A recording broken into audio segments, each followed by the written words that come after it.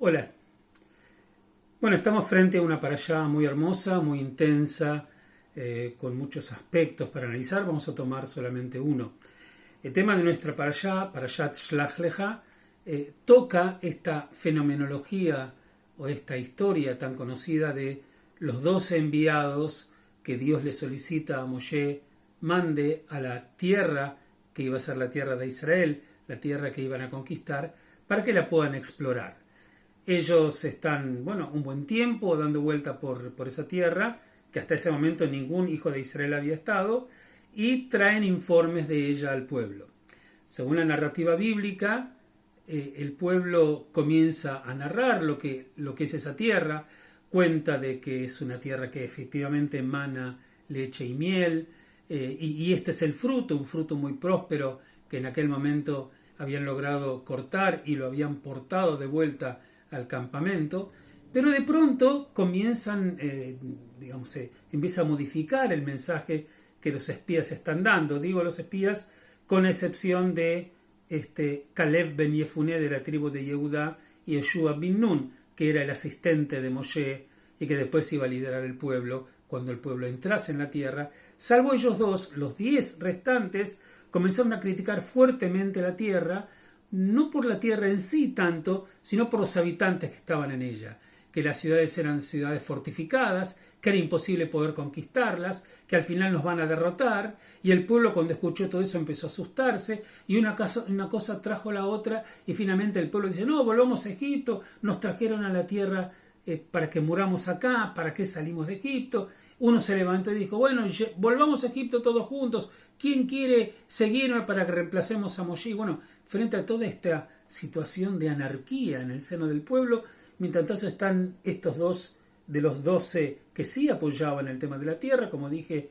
Yoshua bin Nun y Caleb ben Yefuné, diciendo, no, la tierra es hermosa, ¿qué están diciendo?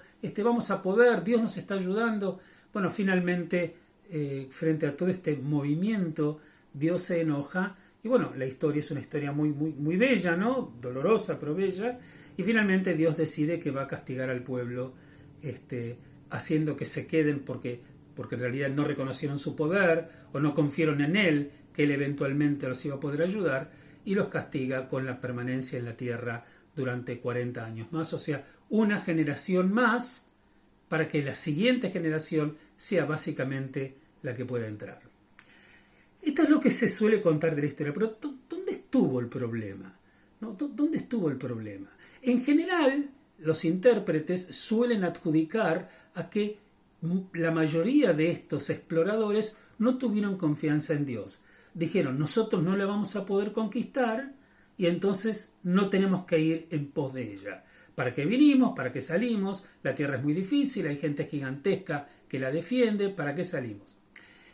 Hay otra postura y yo quisiera compartir con ustedes, en realidad, un poquito del pensamiento, en este caso, del rabino Jonathan Sacks, ¿no es cierto?, que trae un pensamiento distinto y en lo que a él refiere, plantear que muchas veces, cuando uno tiene un proyecto importante, es esencial que las consignas estén claras, que esté claro qué es lo que vos tenés que hacer para que hagas exactamente lo que se te está solicitando. A veces cuando las consignas no están claras y uno supone que el otro entiende lo que vos querés de él, cuando va a efectivizar aquello que le solicitaste, muchas veces comete errores, porque la gente tiene pensamientos distintos sobre aquello que le presentás y no queda más remedio que ellos actúen en consecuencia. Según esta propuesta, que quiero compartir con ustedes, como dije, de Jonathan Sacks, él dice que es difícil pensar que de los 12 exploradores que fueron enviados, cada uno de ellos cabeza de cada tribu, tuvieran diferencias en lo que respecta a la fe en Dios.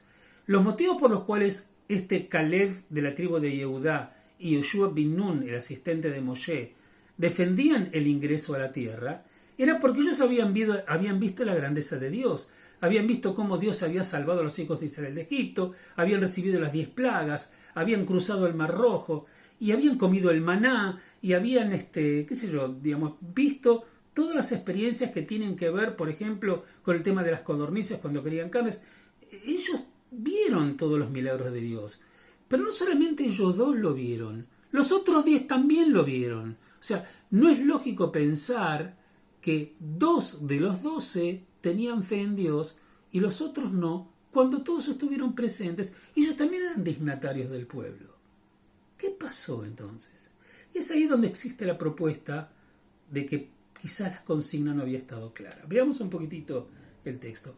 Cuando Dios le dice a Moshe que envíe, voy a leer de la para allá, dice: habló Adonai a Moshe diciendo: envía tú hombres y que exploren la tierra de Canaán, la que yo doy a los hijos de Israel. Un hombre por cada tribu de sus padres habréis de enviar, todos jefes de ellos. O sea, no eran tontitos, eran personajes señoriales y muy encumbrados de cada una de las tribus, eran sus propios líderes, que por supuesto estaban involucrados en qué es lo que pasaba con el pueblo. Ahora, lo importante es que acá la expresión que utiliza el texto no dice vayan a espiar la tierra, que en general el hebreo tiene una o dos palabras que son comunes para esto. Una es leragel, que aparece muchas veces en la Biblia, y la otra es lahpor. Lahpor significa también excavar, pero significa como buscar las cuestiones y los secretos porque sos un espía. La palabra que utiliza acá Moshe para hablarle al pueblo y Dios que le dice Lehu la anashim ve yaturu et haaretz. La palabra latur no significa espiar. Latur significa explorar, viajar, caminar, recorrer. Es interesante porque esta palabra latur, con el paso del tiempo, se volvió, quizás por el parecido a un tour, que se dice en inglés también, fin de la palabra pasear, hacer turismo. De ahí la palabra tallar. Tallar quiere decir turista. O sea, en definitiva, ¿qué estaban mandando estos? ¿Lo estaban mandando como espías? No, lo estaban mandando para explorar. En definitiva, los hijos de Israel nunca habían visto la tierra. Siempre supieron que Dios les había prometido. Pero como muchas veces alguien medio en chiste, medio en serio, dice: nadie se puede casar con una novia que nunca vio. Lo ideal, dice el Talmud, es que la conozca. Bueno, acá los hijos de Israel se iban a casar con esta tierra. Qué bueno sería que la conozcan. Y cuando uno lo va a conocer, es tratar de conocer aquellos aspectos para hacerla más bonita, porque Dios ya había decidido entregarle esta tierra a los hijos de Israel, que pueda presentarle estos exploradores los aspectos más bellos. Dios ya se iba a ocupar de lo otro. No estaban preguntando si la conquistábamos o no. Ya Dios iba a hacer cargo de eso, con la ayuda del pueblo, pero ya estaba decidido. Conozcan la tierra, se las quiero presentar. Y lo que ocurrió es que aparentemente esto fue entendido solamente por 2 de los 12 enviados, exploradores que habían estado ahí. Entonces, cuando ellos volvieron, solo ellos 2 entendieron que tenían que contar cómo era la tierra.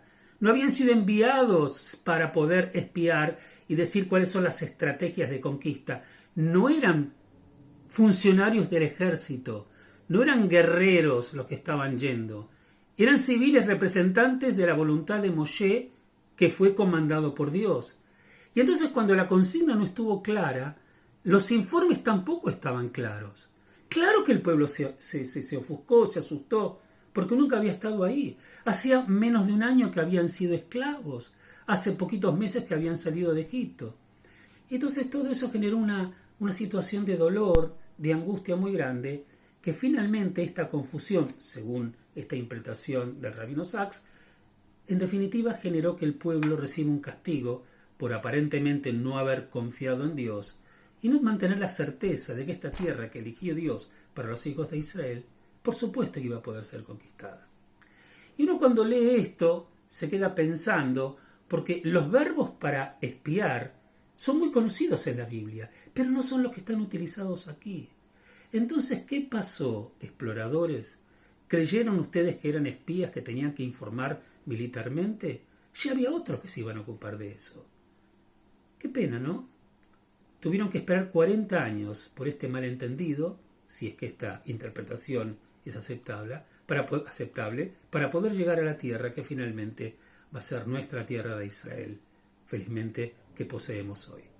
Por ello, cuando vas a encarar un proyecto, a veces un proyecto donde se te va la vida en él, es importante que queden las cosas claras, que todo el mundo sepa de qué se trata y qué es exactamente lo que se está buscando. Tal vez así te ahorres muchas malas sangres desilusiones y por supuesto dolores que te van a llevar angustia y tiempo. Pensemos en ello. Shabbat Shalom Mevorach para todos.